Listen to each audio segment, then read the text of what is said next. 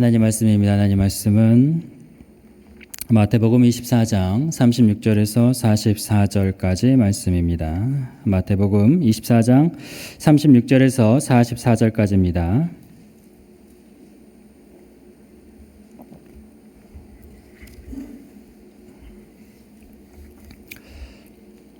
네, 찾으신 줄 알고 함께 읽어보겠습니다. 그러나 그날과 그때는 아무도 모르나니 하늘의 천사들도 아들도 모르고 오직 아버지만 아시느니라. 노아의 때와 같이 인자의 임함도 그러하리라. 홍수 전에 노아가 방주에 들어가던 날까지 사람들이 먹고 마시고 장가들고 시집가고 면 홍수가 나서 그들을 다 멸하기까지 깨닫지 못하였으니 인자의 임함도 이와 같으리라. 그때 두 사람이 밭에 있음에 한 사람은 데려가고 한 사람은 버려둠을 당할 것이요 두 여자가 맷돌질을 하고 있음에 한 사람은 데려가고 한 사람은 버려둠을 당할 것이니라. 그러므로 깨어있으라. 어느 날에 너희 주가 임할는지 너희가 알지 못함이니라. 너희도 아는 바니 만일 집주인이 도둑이 어느 시각에 올 줄을 알았더라면 깨어있어 그 집을 뚫지 못하게 하였으리라. 이러므로 너희도 준비하고 있으라. 생각하지 않은 때에 인자가 오리라. 아멘. 네, 추운 날씨임에도 불구하고 또 이 자리에 은혜를 사모하는 마음으로 나오신 줄 믿습니다. 네, 사모하는 우리 성도님들에게 하나님께서 또 예비하신 은혜를 이 시간 가운데 더하여 주실 줄 믿습니다. 네, 옆에 분이랑 함께 인사해 볼까요? 네, 깨어서 은혜 받읍시다. 네, 깨어서 은혜 받읍시다. 네, 오늘 설교 제목이 깨어 있으라. 우리 성도님들 깨어 있게 만드는 것도 저의 하나의 또 목표입니다. 네, 오늘 말씀을 잘 들으시고 하나님께서 주시는 그 음성을 또 귀 기울여 듣는 시간이 되기를 원합니다. 자, 새해 첫 기도회입니다. 새해가 시작되었죠. 새해가 시작되면 어떤 마음이 드십니까? 새로운 시작에 대한 기대, 설레임, 소망, 이러한 기쁜 마음으로 부풀어 오르십니까? 올 한 해 계획했던 일들이 다 이루어지기를 바라는 그런 희망찬 마음이 가득하십니까? 이런 기대도 있지만 또 한편으로는 걱정도 생겨나는 건 사실입니다. 올해는 또 어떤 일이 생겨날지, 내가 생각했던 일들이, 내가 계획한 일들이 이루어질 수는 있을지, 혹시 또 예기치 못한, 감당하지 못하는 일이 생기는 건 아닌지 또 그런 불안감이 들 수도 있죠. 우리는 미래를 알지 못해서 불안합니다. 그래서 미래에 대해서 더 정보를 알려고 하고 준비하려고 하고 조금이라도 대비하려고 합니다. 그렇지 못하면 마음이 조급해지죠. 작년 이맘때 세웠던 계획들이 혹시 있으셨습니까? 그 계획들을 돌아보면 좀 어떻습니까? 이루어진 것도 있지만 작년 한 해 예상치 못한 일들도 있으셨을 겁니다. 그래서 이루지 못한 또 달성하지 못한 어찌 보면 무너져 버린 삶의 영역도 있으셨을 겁니다. 건강의 문제가 그럴 수 있고요. 관계의 어려움이 그럴 수도 있고 아니면 경제적인 손해라든지 우리가 통제할 수 없는 일들은 늘상 우리의 삶을 찾아옵니다. 그래서 우리는 더욱더 미래를 알고 싶어 하죠. 올해는 어떤 일이 생길지 예측하고 싶어 합니다. 내가 어떻게 준비를 해야 될지 알고 싶어 하죠. 그런데 오늘 말씀을 보면 예수님께서 어떤 말씀을 하시나요? 36절 같이 읽어볼까요? 그러나 그날과 그때는 아무도 모르나니 하늘의 천사들도 아들도 모르고 오직 아버지만 아시느니라. 네. 예수님께서 뭐라고 하세요? 아무도 모르나니, 아무도 모른다. 아들도 모르고 아버지만 아신다. 예수님께서 진짜 아무것도 모르신다는 의미로 말씀하신 걸까요? 네. 그것은 하나님께서만 하나님의 영역이다, 하나님의 주권이다 라는 표현입니다. 제자들이 그토록 알고 싶어 했던 질문에 대해서 예수님은 아무도 모른다라고 대답을 해주셨어요. 네, 이런 대답을 들으면 어떨까요? 답답하겠죠? 불안해지겠죠? 주님은 왜 알려주지 않으실까요? 좀 알려주시면 우리가 준비를 잘하고 대비를 잘하면서 살 텐데 주님은 알려주지 않으십니다. 오늘 설교 제목이 깨어있으라입니다. 깨어있으라. 자, 이 제목을 보면 오늘 또 목사님이 어떤 메시지를 전할지 어느 정도 조금 감이 잡히시죠. 그리고 이 설교 제목 자체가 좀 부담이 됩니다. 예. 왠지 좀 긴장해야 될 것 같고 조금 느슨해지면 안 될 것 같고 또 나의 어떤 믿음이 적나라하게 드러나는 것 같아서 조금 마음이 어려워지죠. 네. 그래서 이 깨어있으라라는 말을 들으면 우리는 이런 생각을 합니다. 방심하면 안 되는구나. 늘 긴장해야 되는구나. 마음이 느슨해져서는 안 되겠구나. 쉬면 안 되겠구나. 더 열심히 해야겠구나. 주님이 오셨을 때 나는 깨어있을까? 아니면 나는 깨어있지 못해서 책망되는 건 아닐까? 나는 너무 준비가 안 되어 있는 건 아닐까? 이런 걱정들이 또 생겨납니다. 깨어있으라라는 말씀이 우리를 더 긴장하게 만들고 불안하게 만들고 정죄감에 들게 만든다는 말이죠. 네, 저도 그렇습니다. 저도 그런 마음이 듭니다. 책망과 꾸중을 들을까 봐 또 걱정되기도 하고 스스로 자책하기도 합니다. 커다란 돌덩어리가 가슴에 올라온 것 같은 기분이죠. 그렇다면 예수님은 왜 이런 말씀을 주셨을까요? 네. 아무도 모른다라고 말씀해 놓으시고 또 저희한테는 깨어있으라라고 말씀을 하셨다는 말이에요. 그렇다면 예수님은 우리를 불안하게 만들고 싶어서 이런 말씀을 주신 걸까요? 제자들이 예수님께 물었습니다. 주님, 마지막 때는 언제입니까? 그때 무슨 일이 일어나는 겁니까? 우리의 질문도 그렇죠. 우리의 질문도 주님께 그런 질문을 합니다. 주님, 저에게 무슨 일이 일어납니까?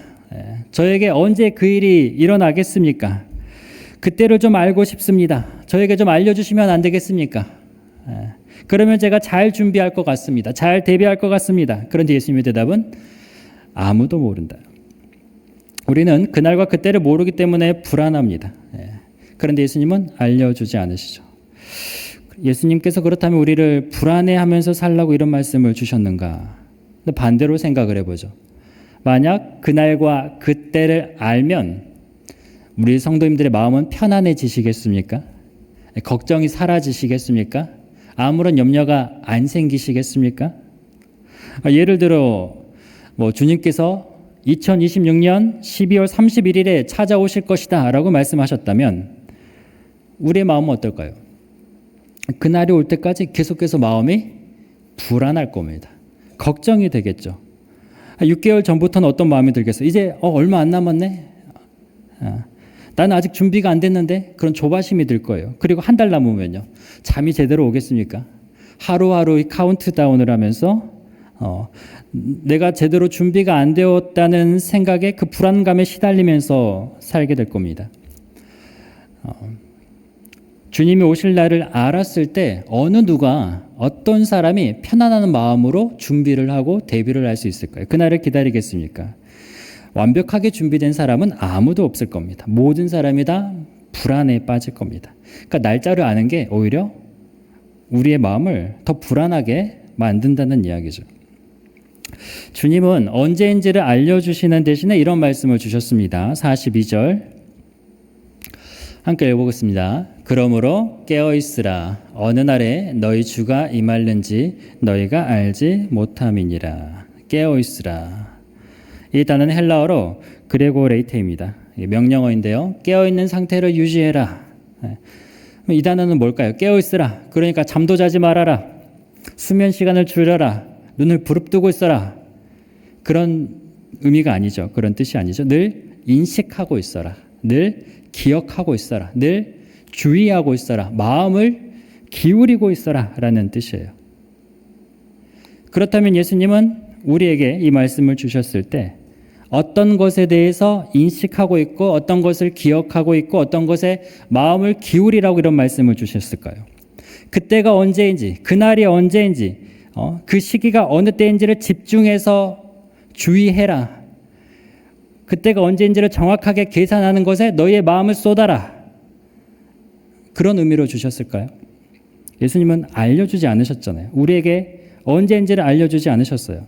그렇다면 언제인지 어느 때인지에 마음을 쏟아라, 주의를 기울여라 라고 주신 말씀이 아니라는 말입니다. 그렇다면 예수님께서 다시 오셨을 때 어떤 일이 생겨날지, 마지막 날에 일어날 어떤 환란들, 기근, 전쟁, 전염병, 불화, 미혹 이런 것에 너희가 마음을 쏟아주고 마음을 기울이고 잘 살펴봐라. 거기에 대해서 너희가 깨어 있어라. 거기에 대해서 너희가 늘 생각하고 있어라. 그러려고 우리에게 이 말씀을 주셨을까요? 그것도 아니죠. 예수님의 관심은 그때가 언제인지 날짜가 아닙니다. 그때 무슨 일이 일어나는지 그런 것이 아니에요. 예수님의 관심은 언제인지가 아니라 무슨 일인지가 아니라 누구입니다. 누구. 날짜, 시간, 어떤 일이 중요한 게 아니라 누구. 그러니까 깨어있으라는 말은 날짜에 대해서 깨어있어라, 징조에 대해서 깨어있어라라는 말씀이 아니라 나에 대해서 깨어있어라. 주님에 대해서 깨어있어라. 주님에게 마음을 열어놓고 있어라. 주님에게 늘 주의를 기울이고 있어라. 주님을 늘 바라보고 있어라. 지금 내가 이 순간에도 너와 함께하고 있다는 이 사실에 너는 잊지 말고 있어라 라고 주시는 말씀이에요. 그게 우리에게 주시는 깨어있으라는 말씀입니다. 사랑하는 사람들이 주고받는 그런 대화들이 있습니다. 그런 말들이 있어요. 뭐 지금이야 그렇지 않지만, 지금이야 스마트폰으로 언제든지 상시적으로 연락을 할 수 있지만, 예전에는 이 연락하기 어려웠을 때는 어땠어요? 멀리 떨어져 있는 연인에게 또 부부에게 편지를 쓰기도 했습니다. 그래서 이렇게 정말 이 뭐라 그러죠? 그런 말을 쓰지를 않으니까 제가 입에 붙지를 않네요, 지금. 꿀이 뚝뚝 떨어지는 그런 말들 있잖아요. 당신을 기다립니다. 당신이 보고 싶습니다. 당신이 만날 날만을 소망합니다. 그날만 기다리고 있습니다. 이런 말을 아내에게, 이런 말을 남편에게 했다라고 편지에 적어서 보냈다고 해봐요. 그럼 그 말이 무슨 말이에요? 이 사람이 나를 감시하려고 하는구나. 이 사람이 이 말로 나를 긴장시키고 있구나. 그런 의미겠습니까? 아니잖아요. 당신이 멀리 떨어져 있어도 내가 항상 당신을 생각하고 있습니다. 항상 당신을 사랑하는 마음을 갖고 있습니다. 당신을 기억하고 있습니다. 당신에 대한 관계가 나에게 정말로 소중합니다. 당신을 향한 마음이 아직 멈추지 않았습니다. 그런 의미로 하는 말이잖아요. 한 어머니가 군 복무적인 아들을 기다립니다. 그 마음속에 늘 아들을 향한 마음이 있어요. 그래서 사랑이 있고 그리움이 가득하고, 그래서 아들 방을 이렇게 청소도 하고 정리도 하고, 우리 아들 언제 올까? 이제 며칠 남았네. 그날을 기대하고 고대하는 거죠. 이게 뭐예요? 깨어있는 기다림이라고요. 제가 어렸을 적에 부모님께서 저를 이제 집에 두고 외출하시는 일이 종종 있었습니다. 그럴 때 저희 부모님께서는 저에게 엄마 아빠 곧 올 테니까 걱정하지 말고 기다리고 있어. 그런 말씀을 잘 하셨어요. 걱정하지 말고 기다리고 있어. 기다리고 있어. 이 말이 남겨진 아이에게 불안을 주려고 하는 말일까요? 아니잖아요. 안심시키는 말이죠. 엄마 아빠 반드시 돌아올 거야. 그러니까 걱정하지 마. 그 마음을 달래주는 말이잖아요. 저는 집에 남겨져 있으면서 엄마 아빠가 사라졌다고 생각하지 않았습니다. 저희 부모님이 저를 버렸다고 생각하지 않았어요. 다시 오실 걸 알고 있으니까요. 잠깐만 떨어져 있다는 걸 알고 있었으니까. 그 관계는 계속 이어져 있다는 것을 알고 있었습니다. 예수님은 승천하시면서 이렇게 말씀하셨습니다. 마태복음 28장 20절. 내가 너에게 분부한 모든 것을 가르쳐 지키게 하라. 볼지어다 내가 세상 끝날까지 너희와 항상 함께 있으리라 하시니라. 내가 지금 떠나가지만 내가 너희와 항상 함께 있다. 그 관계는 멈추지 않았다. 끝나지 않았다. 깨지지 않았다. 주님은 눈으로 보이지 않지만 주님과의 관계는 계속되고 있다라는 말씀이잖아요. 다시 오겠다는 그 말씀은 우리를 버렸다는 말씀이 아닙니다. 우리를 믿고 있겠다는 말씀이죠. 내가 너희 눈에 보이진 않지만 너희가 나를 기다릴 것을 내가 믿고 있겠다. 그러니 깨어있으라는 말씀은 나를 늘 기억하면서 살아라. 나와의 관계 속에서 하루하루를 살아라. 나와 함께 동행하며 살아라 라고 주시는 말씀이에요. 우리 성도님들, 이 깨어있으라는 말씀이 우리 성도님들에게 두려움의 말씀이 아니라 불안감을 주고 긴장하게 만드는 그런 말씀이 아니라 정말 예수님께서 우리를 사랑해서 주시는 말씀이구나. 우리를 생각해서 주시는 말씀이구나. 우리를 걱정하지 않게 하기 위해서, 안심시키기 위해서 주시는 말씀이구나. 그런 말씀으로 들리시기를 소망합니다. 네. 우리는 말씀을 볼 때 사랑의 눈으로 봐야 돼. 예수님은 우리를 미워해서 주시는 말씀이 아니에요. 우리를 정죄하기 위해서 주시는 말씀이 아니에요. 우리를 책망하려고 너희의 잘못을 내가 하나하나 꼬집어서 다 살펴보고 있다 그러려고 주시는 말씀이 아니라고. 사랑의 눈으로 읽으셔야 됩니다. 네, 그 다음 말씀 38절, 39절 예수님은 깨어있다는 게 무엇인지를 이제 구체적으로 보여주시는데 38절입니다. 홍수전에 노아가 방주에 들어가던 날까지 사람들이 먹고 마시고 장가들고 시집가고 있으면서 홍수가 나서 그들을 다 멸하기까지 깨닫지 못하였으니 인자의 임함도 이와 같으리라. 노아 시대의 사람들이 무엇을 했습니까? 먹고 마시고 장가들고 시집갔다. 이게 잘못했다는 말일까요? 이렇게 악하게 살았다는 말인가요? 아니죠. 먹고 마시고 먹는 것, 마시는 것, 물을 마시고 음료를 마시는 것, 뭐 지극히 살아가는데 당연한 모습이죠. 장가가고 시집가고 일상을 살았다는 이야기입니다. 그렇게 살면서 정상적으로 일상을 살았어요. 그런데 문제가 뭐였습니까? 이 사람들의 삶에는 하나님이 계시지 않았어요. 하나님이 없이 살았습니다. 하나님과의 관계는 끊어진 채 살았습니다. 먹고 마시는데 하나님께 감사하지 않고 자신들이 즐기는 데 사용하고 결혼하고 가정을 이루는데 하나님의 뜻에는 전혀 상관없이 살았어요. 바쁘게 살았겠지만 그들의 삶에서 하나님이 없었습니다. 그러니까 이런 모습이 뭐라고요? 깨어있지 못하다고요. 일상적으로 사는데 정상적으로 사는데 하나님에 대해서 깨어있지 못한 삶을 살았다. 잠들어 있는 삶을 살았다. 활동은 하고 있지만 영적으로 잠들어 있는, 하나님을 의식하지 못하고 하나님과의 관계가 무감각해져 있다. 그게 문제였다라고 하시는 겁니다. 그런데 노아도 먹고 마셨습니다. 노아도 장가 갔어요. 노아도 자식을 낳았습니다. 그런데 노아는 그 모든 것들을 하나님과 동행했어요. 창세기 6장 9절 말씀입니다.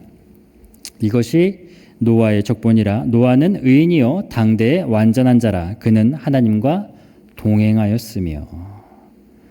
노아는 하나님과 동행했다. 그것이 깨어있는 삶입니다. 깨어있다는 건 하나님이 나와 함께 하신다는 것을 의식하며 사는 거죠. 그리고 두 번째 예에서는 또 이렇게 예수님께서 알려주십니다. 40절 41절 그때 두 사람이 밭에 있음에 한 사람은 데려가고 한 사람은 버려둠을 당할 것이요 두 여자가 맷돌질을 하고 있음에 한 사람은 데려가고 한 사람은 버려둠을 당할 것이니라. 두 사람이 똑같이 밭에서 일했습니다. 두 여인이 똑같이 맷돌을 돌리고 있었습니다. 환경은 똑같아요. 하는 일도 똑같습니다. 그런데 결말이 너무 달랐어요. 왜 그렇습니까? 어느 한 사람은 거룩한 일을 했습니까? 어느 한 사람은 경건한 일을 했습니까? 어느 한 사람은 교회에서 봉사하고 어느 한 사람은 세상 일을 해서 그랬습니까? 아니죠. 똑같은 일을 했잖아요. 둘 다 같은 일을 했어요. 차이는 환경이 아니었습니다. 차이는 무슨 일이느냐 그게 아니었어요. 사회적 지위도 아니었습니다. 차이는 하나님께 대하여 깨어있느냐 하나님과의 관계였어요. 하나님께 대하여 깨어있느냐 하나님께 대하여 잠들어 있느냐. 한 사람은 밭에서 일하면서도 하나님께 대해서 깨어있어 살았습니다. 주님의 임재 가운데 살았어요. 어떤 마음이었을까요? 이 밭을 기경하면서도 주님께 감사하는 마음을 가졌겠죠. 하나님과 함께하는 마음을 가졌겠죠. 이렇게 일할 수 있게 해주셔서 감사합니다. 그런 마음이 있었을 겁니다. 그 일을 통해서 하나님을 만나고 경험했을 겁니다. 그런데 다른 한 사람은요. 기계적으로 노동을 하는 거죠. 하나님이 그의 마음에 없어요. 하나님을 생각하지도 않아요. 그냥 일은 돈 벌기 위한 수단. 일을 하면서 하나님과 전혀 상관없이 살아가는 거죠. 한 여인이 맷돌을 돌립니다. 그 맷돌을 돌리는 중에도 하나님과 동행합니다.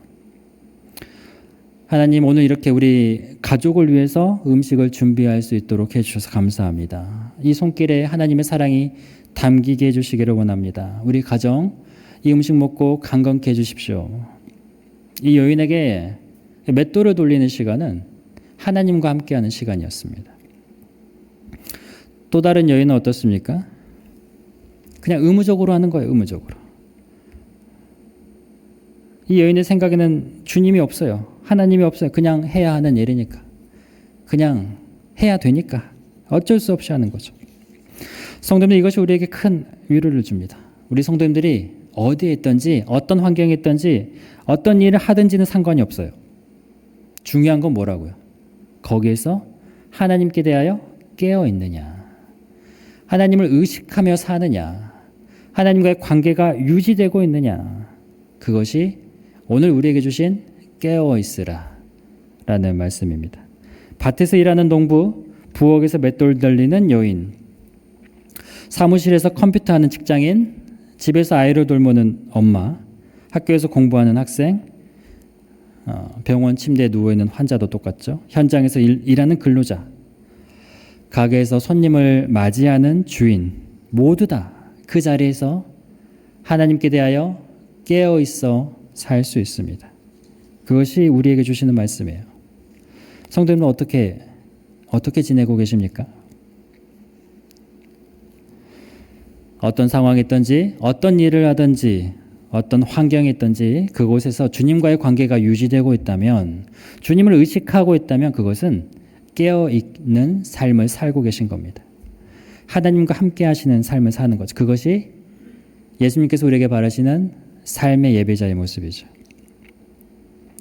그리고 마지막 예시입니다. 43절, 너희도 아는 바니 만일 집주인이 도둑이 어느 시각에 올 줄을 알았더라면 깨어있어 그 집을 뚫지 못하게 하였으리라.